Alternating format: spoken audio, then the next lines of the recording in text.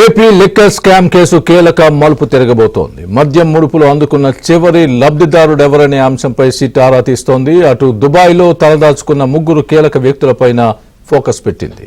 ఇంతకీ ఆ ముగ్గురు ఎవరు? లిక్కర్ కేసులో వారి పాత్ర ఎంత?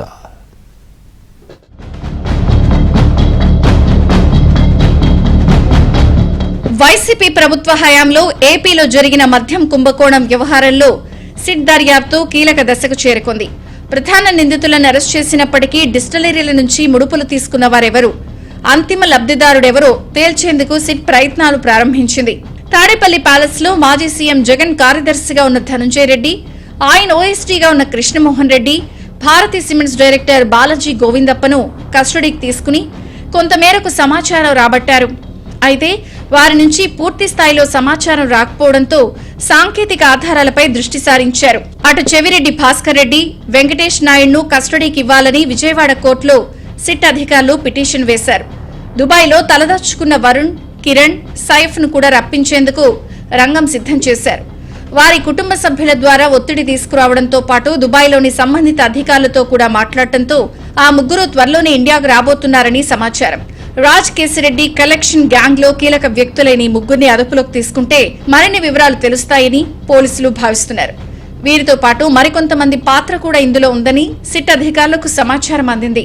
రేపో మాపో వారందరినీ అదుపులోకి తీసుకునేందుకు సిట్ ప్రయత్నిస్తోంది.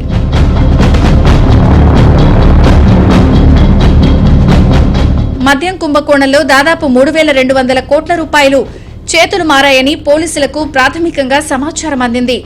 ఈ నిధులు గత ఎన్నికల్లో పోటీ చేసిన వైసీపీ అభ్యర్థుల వద్దకు వెళ్లాయని కూడా తేలింది.